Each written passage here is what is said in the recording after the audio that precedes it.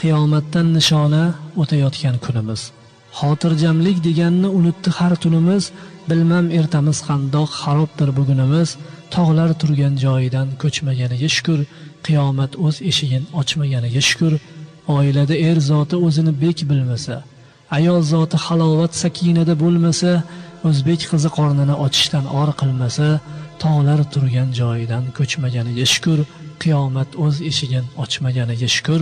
Qushlar qolib qurbaqa ko'kda qilsa parvozlar, oq qushlar maskaniga egalik qilsa g'ozlar, pora ila shogirdin yetishtirsa ustozlar, tog'lar turgan joyidan ko'chmaganiga shukr, qiyomat o'z eshigin ochmaganiga shukr.